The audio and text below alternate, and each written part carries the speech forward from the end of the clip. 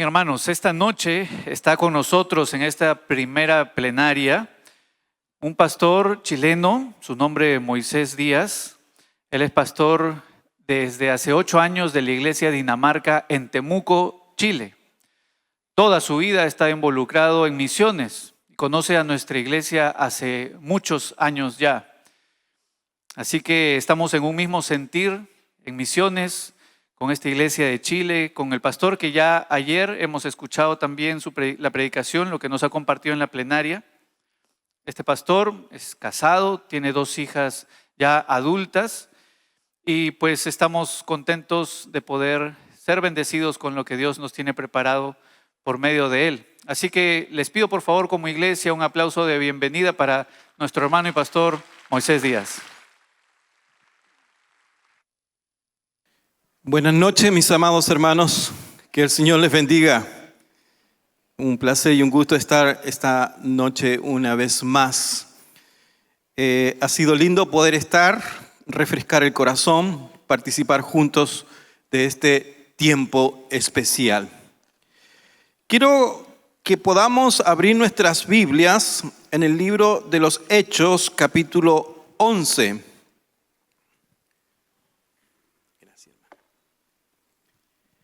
Libro de los Hechos, capítulo 11. Usted puede mantener su Biblia abierta. En este capítulo vamos a considerar algunos pasajes, algunos versos de este capítulo 11.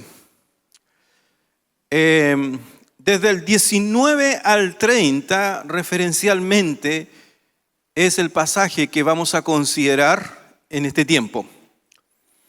Quiero comentarles que me encanta este pasaje, el que vamos a dar lectura, porque cada vez me sigue desafiando de manera personal y también como iglesia en el propósito de para qué estamos aquí y para qué existimos. El apóstol Pablo pudo decir con toda claridad: más no vivo yo, más vive Cristo en mí. Por lo tanto, Él siendo lo fundamental de nuestra vida, la esencia de nuestra vida, nos hace impulsarnos en sus planes y en sus propósitos de la manera que podamos desarrollar lo que Él quiere que hagamos en la extensión del Evangelio. Vamos a dar lectura. Es un pasaje un poquito extenso, pero vamos a darle lectura. Dice, Hechos 11:19. Ahora bien, los que habían sido esparcidos a causa de la persecución que hubo con motivo de Esteban, pasaron hasta Fenicia, Chipre y Antioquía, no hablando a nadie la palabra, sino solo a los judíos. Pero había entre ellos unos varones de Chipre y de Cirene, los cuales, cuando entraron en Antioquía, hablaron también a los griegos, anunciando el evangelio del Señor Jesús.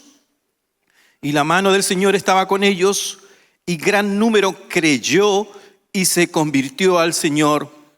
Llegó la noticia de estas cosas a oídos de la iglesia que estaba en Jerusalén, y enviaron a Bernabé que fuese hasta Antioquía.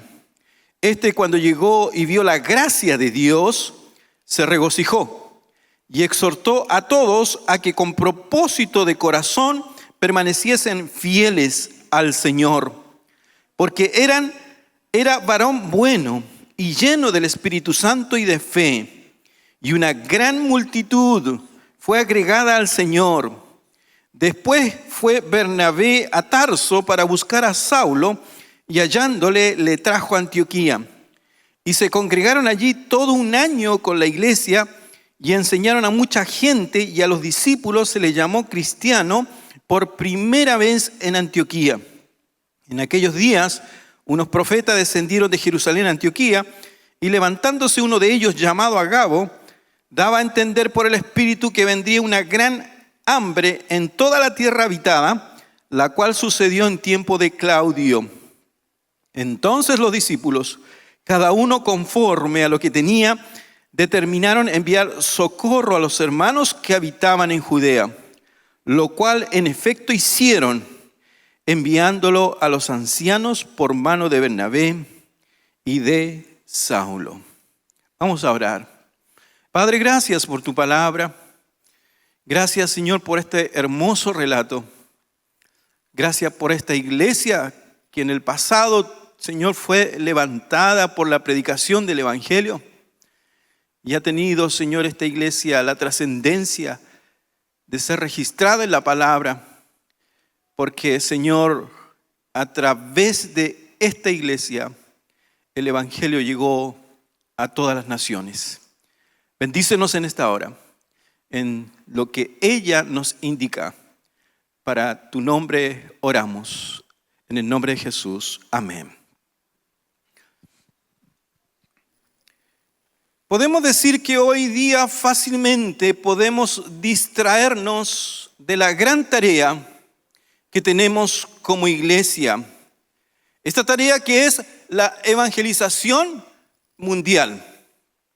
Cada vez cuesta más a la iglesia impulsar esta tarea cuando las necesidades sociales, las necesidades personales y psicosociales, ¿no es cierto?, de nuestro entorno nos demanda a atender lo más inmediato que pasa a transformarse, ¿no?, en un hecho importante para el quehacer de la iglesia. Le cuento que como pastor muchas veces he recibido sugerencias de los hermanos, sugerencias en cómo deberíamos invertir el tiempo de la iglesia, sugerencia en qué debería trabajar la iglesia, sugerencia en cómo deberíamos invertir lo económico de la iglesia. Y recordando algunas de esas cosas, quiero comentarles, por ejemplo, un hermano llegó y me dijo: pastor, hoy día hay tanta gente enferma psicoemocionalmente, ¿por qué no invertimos para tener un centro terapéutico de sanidad emocional con todos los profesionales de la iglesia? Me pareció interesante la propuesta. También en alguna oportunidad, una hermana me dijo: pastor, ¿por qué no tenemos más comedores de alimento para los sectores más vulnerables que están apareciendo en nuestra ciudad? Y me agregó esto y me dijo: mire, con todo ese dinero que enviamos para las misiones, podríamos mantener a muchos comedores cada mes. Bueno, también parece interesante esta propuesta. Como también otra persona me dijo: pastor, si el Señor viene pronto, ¿por qué no nos dedicamos solo a orar y no hacer nada más que orar? Y así nos aseguramos que nos hallamos con Él. Bueno, tantas cosas que a veces aparecen como sugerencia. Hay tantas cosas y tareas que la iglesia puede hacer y que a veces está siendo impulsada a hacer por las necesidades, ¿no es cierto?, por las necesidades que tiene en su entorno. Pero hay que entender que de todas las tareas que pudiese hacer la iglesia, siempre hay una que es preeminente y es impostergable. ¿Y cuál es esa? La evangelización. La evangelización del mundo. Oswald Smith, un predicador del pasado, con respecto a esa tarea suprema de la iglesia, anoté algunas frases de él. Como por ejemplo, él en alguno de sus sermones dijo: la suprema tarea de la iglesia es la evangelización del mundo. En otra oportunidad él dijo: la iglesia que cesa de ser evangelística, pronto cesará de ser evangélica. Y esto es desafiante en esta tarea. Intenta grandes cosas para Dios y espera grandes cosas de Dios. Haciendo la lectura de este pasaje y tal vez volviendo a leer los versículos 19 al 21, permítame poder leer nuevamente que dice: ahora bien, los que habían sido esparcidos a causa de la persecución que hubo con motivo de Esteban, pasaron hasta Fenicia y Antioquía, no hablando a nadie la palabra, sino solo a los judíos. Pero entre estos que iban pasando, dice, habían algunos entre ellos, varones de Chipre y de Cirene, los cuales cuando entraron a Antioquía, hablaron también a los griegos, anunciando el evangelio del Señor Jesús. Podemos ver que los cristianos que por producto de la persecución que se desató contra ellos por los mismos judíos y producto del martirio de Esteban, que está allí en el capítulo 7 del libro de los Hechos, estos tuvieron que salir esparcidos. Y mientras iban caminando y yendo de ciudad en ciudad y de lugar en lugar, ¿no es cierto?, ellos fueron hablando del evangelio, pero a los mismos judíos. Pero dice la palabra que hubieron algunos de Chipre, algunos cristianos, algunos discípulos de Chipre y de Cirene, que ellos se atrevieron a ir más allá. Ellos se atrevieron a hablar a más personas y no solo a judíos.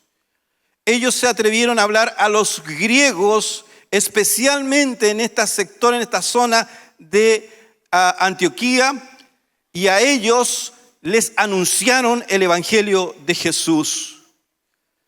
Permítame destacar algunas cosas importantes de esto. En primer lugar, la persecución para los creyentes del primer siglo nunca fue un obstáculo. Nunca fue un obstáculo. Era una situación real, era una condición que se estaba dando, que afectaba a ello, pero nunca fue un obstáculo para hablar de Jesús. Nunca fue un motivo, nunca fue una razón para callar. Nunca fue algo que los determinó a no seguir anunciando a Jesús. Y eso es importante. Más bien la persecución fue el medio de Dios para sacarlo de Jerusalén, para llevarlo a muchas partes, a muchos lugares, y en medio de esos lugares donde ellos iban, ellos no podían dejar de decir lo que sabían, lo que habían experimentado, lo que habían vivido. Ellos seguían predicando y anunciando a Jesús. Otra cosa importante de este pasaje, este relato, es que al recordar el programa de Jesús en la evangelización del mundo, Jesús mismo dijo: y me seréis testigos en Jerusalén, en toda Judea, en Samaria y hasta lo último de la tierra. Mire, este es el plan de acción por el cual Dios movió a la iglesia como Él quiso. Y si lo quisiéramos interpretar para nosotros, es tan vigente este plan y la acción de Él con nosotros es tan vigente que Él todavía sigue moviendo a su iglesia a desarrollar y a cumplir este plan como Él quiere. A la vez Él tiene su ritmo, Él tiene su forma para movilizarnos y hagamos la tarea y no nos distraigamos en lo que tenemos que hacer. Por eso también nos ha dado del Espíritu Santo, para que Él sea el movilizador convincente, seguro y certero en nuestra vida y que nos ayuda a interpretar los tiempos, que también nos usa como a Él mejor le plazca y saber también a través de Él cómo llegar y a dónde llegar en este programa, fijando bien nuestros ojos en los pasos que tenemos que seguir. Hay algo que debemos rescatar en el testimonio de la iglesia del Nuevo Testamento. Y es que su testimonio, el ser testigo a todas las naciones en medio de todas las dificultades, ¿no es cierto? El mismo concepto de ser testigo en este contexto se posesiona en la palabra para darnos a entender que esta palabra de testigo está ligada a lo que es la persecución, a lo que es el dolor o a situación aflictiva. Porque es de ahí donde viene la palabra ser testigo. Martureo, seguramente ustedes han escuchado mucho de este concepto durante las conferencias o los talleres que ustedes han participado. Pero martureo, que es la palabra en griego de la cual deriva la palabra mártir y martirio, que es en esencia el ser un testigo, que es aquel que habla de lo que ha vivido y de lo que ha experimentado, aquel que está dispuesto a dar su vida por lo que ya ha experimentado con Jesús en sus corazones. Por lo tanto, la iglesia no está llamada a ser testigo en ambientes fáciles. Más bien los ambientes y las situaciones fáciles sencillamente nos permite poder hacer fluidamente el trabajo de evangelización. Pero la iglesia está llamada a desarrollar todo su potencial evangelística, todo su potencial misionero en los ambientes y en los tiempos más dificultuosos de la fe. Allí la iglesia está llamada a desarrollar su máximo potencial evangelístico y misionero. Si usted piensa que debe hablar del Señor cuando las cosas estén tranquilas, permítame decirle que muchas veces no va a ocurrir eso. Mientras usted esté en la situación que esté la más compleja en su vida, situación de enfermedad, situaciones que nunca usted pensó vivirla en su vida, es el momento donde el Espíritu Santo quiere usar su vida para declarar a Jesucristo como el Señor y Salvador, como Jesucristo el que tiene la vida, como el Jesucristo que nos ha invitado a ser parte de este plan. Aquí hay que recuperar la riqueza de este término, ser testigo. La misión de la iglesia es ser testigo. Deberíamos entender que esto implica sacrificio, esto implica entrega, esto implica negación. La misión siempre es renuncia, tal cual como lo aprendieron y lo practicaron estos cristianos, que en este pasaje también dice que varones de Chipre y Cirene, ellos traspasaron fronteras y anunciaron el Evangelio de Jesús, cuando otros que tal vez tuvieron temor, ellos asumieron la tarea de predicar el Evangelio inmediatamente ante la oportunidad que las circunstancias se daba por medio de Dios.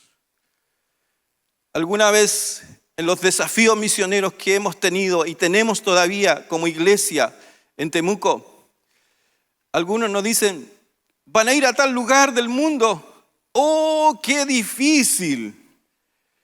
Y yo le digo, pero si a eso Dios nos ha llamado, a predicar en los lugares difíciles, en medio de oposición, en medio de circunstancias que no son favorables muchas veces para predicar el Evangelio. Ante esta decisión prioritaria de anunciar el Evangelio de Jesús, aprovechando la oportunidad que estos hermanos de Chipre y Cirene tenían, dice nuestro pasaje bíblico en esta porción que la mano del Señor estaba con ellos y gran número creyó y se convirtió al Señor. Verso 22 al 26. Dice, llegó la noticia de estas cosas a oídos de la iglesia que estaba en Jerusalén y enviaron a Bernabé que fuese hasta Antioquía. Cuando llegó y vio la gracia de Dios, se regocijó y exhortó a todos a que con propósito de corazón permaneciesen fieles al Señor. Mire lo que está pasando. De Jerusalén envía a Bernabé porque se enteran de lo que está sucediendo en Antioquía. Y Bernabé cuando llega, y quiero remarcar esto, dice que cuando llegó, ¿qué vio? Dice que vio la gracia de Dios entre ellos. ¿Y cuál fue su reacción? Dice que se regocijó, se alegró por ello. Y después exhortó a todos a que con propósito de corazón permaneciesen fieles al Señor, porque era varón bueno y lleno del Espíritu Santo y de fe, y una gran multitud fue agregada al Señor. Después fue Bernabé a Tarso para buscar a Saulo, y hallándole le trajo a Antioquía. Y se congregaron allí todo un año con la iglesia, y enseñaron a mucha gente, y a los discípulos se les llamó cristianos por primera vez en Antioquía.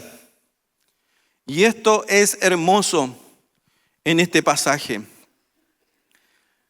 No solo la iglesia de Jerusalén estuvo involucrada en la misión, sino que ahora también esta iglesia de Antioquía, y lo podemos ver en el capítulo 13, verso 1 al 3, también se hizo parte de la misión de Dios. Y no solo algunos, sino que todos participaron de la misión. Nadie estaba al margen. La gran comisión no fue solo dada a los apóstoles, sino a toda la iglesia. Y de esta manera todos nos debemos a la misión de Dios. En la iglesia de Antioquía, todos estaban participando en ser testigos, porque esa es la manera y la forma de cómo los habitantes de Antioquía pudieran reconocer de que estos eran discípulos y les llamaron cristianos porque veían, ¿no es cierto?, un mensaje encarnado y vivido en la vida de ellos.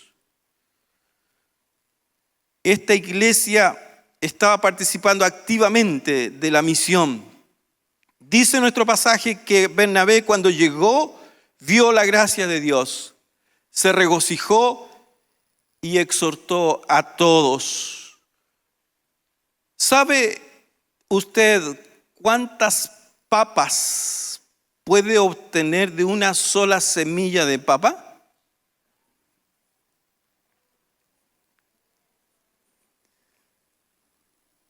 Algunos dicen muchos y está bien. No hay una definición clara porque depende muchas veces de la semilla, ¿no es cierto? Pero lo cierto es que aproximadamente por una semilla de papa hay 20 frutos que se puede dar. 20 frutos. Esto depende mucho de las condiciones, del abono, depende mucho de la tierra, depende mucho del clima y muchos otros factores más. Pero el término medio podría decirse que son 20 frutos de una semilla. ¿Y sabe lo que yo veo aquí? Veo en esta iglesia sembrada una semilla que se está multiplicando con la vida de estos nuevos creyentes y que después transforma esta iglesia en una iglesia que va a mirar más allá de sus fronteras y va a ser un multiplicador de frutos para las naciones. Esta iglesia fue plantada con la capacidad de reproducción de frutos que impactó a la ciudad y hacia todo el occidente en esta tarea de predicar el evangelio a todo el mundo. Algo interesante que leí por ahí, y lo digo entre comillas: decir que toda la iglesia es misionera es afirmar algo que los cristianos del primer siglo probablemente habrían considerado como obvio. Como obvio. Era algo natural, era algo propio del corazón de la iglesia, de la visión de la iglesia, como de cada uno de los discípulos de Cristo. Desde esta iglesia de Antioquía comenzaron los viajes del apóstol Pablo, posteriormente relatados desde el capítulo 13 en el libro de los Hechos hacia adelante. Por lo tanto, todos participamos de la misión de la iglesia, con el orar, con el ir, con el dar. Pero hay que comprometerse plenamente en la misión de la iglesia. Y aquí hay un tema: compromiso. Compromiso. Hablar de compromiso con la misión en el mundo de hoy parece un tanto difícil. Aún más difícil de hablar de involucrarnos en la tarea de la iglesia. Por cierto, todos nosotros hoy tenemos compromisos, pero los compromisos que desarrollamos tienen casi siempre que ver con el reino de la primera persona singular. ¿Y cuál es ese reino de la primera persona singular? El yo. Todo compromiso está involucrado con el yo. ¿Qué quiero decir con esto? Nuestros compromisos se mueven entre la Y y la O, en el yo mismo. Y que alcanzan solamente a mis deseos, a mis necesidades, a mi prioridad. Y si surge un problema, entonces nos damos la libertad de apretar esa tecla que dice suprimir o eliminar y solucionado. Pero ¿a qué nos llama Dios? No nos llama sencillamente a tomar una idea como esta, donde esta palabra se ha convertido en una palabra liviana. Y aún más lejos está la palabra involucrarse. Dado que los compromisos se alivianan, hemos tenido que separar las connotaciones para decir una cosa es comprometerse y la otra cosa es involucrarse. Y decimos que involucrar implica más que comprometerse. Involucrar implica quemarse, arriesgarse, mojarse, gastarse en aquello a lo que estamos siendo o estamos llamados. Entendiendo bien a Oswald Smith, dice él que dijo: ahora permíteme quemarme totalmente por Cristo. Eso me hace pensar en una oración de Alberto Benjamín Simpson, que en una oportunidad frente a Dios, él hace la siguiente oración: yo creo en Jesucristo como mi Salvador personal. ¿Y usted? En su oración, Alberto Benjamín Simpson dijo: acepto la salvación plena ofrecida por Él, que es mi profeta, sacerdote y rey. ¿Y usted? Reconozco que Cristo ha sido hecho mi redención y mi completa salvación, mi sabiduría, mi justicia y mi santificación. ¿Usted? Él ha juzgado mi corazón rebelde por su gran amor. Por lo tanto, dice Alberto Benjamín Simpson, yo tomo el amor de Cristo para usarlo para su gloria únicamente. ¿Y usted? Si alguna vez se opusiera un solo pensamiento mío de rebelión contra ti, vénselo y tráelo a sujeción. Cualquier cosa que pudiera oponerse a tu divina voluntad en mí, oh Dios, quítala en el nombre de Jesús. ¿Y usted? Yo me entrego a ti como vivo de entre los muertos para volver a vivir solamente para ti. ¿Y usted? Y mire lo que dice al final. Tómame y úsame enteramente para tu gloria. En el nombre que es sobre todo nombre, el nombre de Jesús, te lo pido. Allí hay una idea de cómo nosotros nos involucramos en esta tarea de evangelizar, de cumplir la misión de Dios con nuestra vida y como iglesia. Si usted me permite, quiero invitarle a ponerse de pie y a decirle al Señor: Señor, tómame. Señor, úsame. Me entrego a ti enteramente. Y todo obstáculo que pueda opacar, que pueda entorpecer esto, tú lo derribes en mi vida. Porque yo solo quiero hacer tu voluntad. ¿Le parece? Cierre sus ojos y comience a orar, entregando su vida al Señor, enteramente a Él.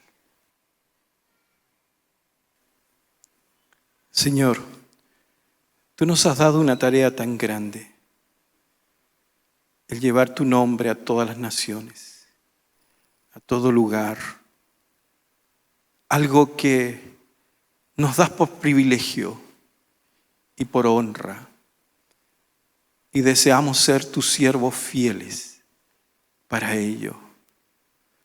Aun cuando hay muchas cosas que tal vez pudiesen hacer postergar esta tarea, aun cuando pueda haber muchas condiciones y situaciones que parecieran ser, Señor, que no nos permite desarrollar aquello. Pero frente a aquello te decimos: toma nuestras vidas. Somos tuyos, Señor. Queremos ser como esos hombres y mujeres que se rindieron a ti y fueron capaces de ir más allá de lo que otros fueron. Señor, sabiendo que solo eres tú que mueve nuestras vidas. Y en ti somos poderosos, en ti somos fuertes, en ti somos valientes. En ti está toda la sabiduría y todo el entendimiento para predicar tu evangelio en este mundo que vivimos y en esta generación que vivimos. Gracias, Señor, porque nos das esa honra. Y permítenos cumplirla con fidelidad a ti, porque has hecho mucho por nuestras vidas. Te damos gracias en el nombre de Jesús. Amén. Amén. Que el Señor les bendiga, mis hermanos. Tomen asiento.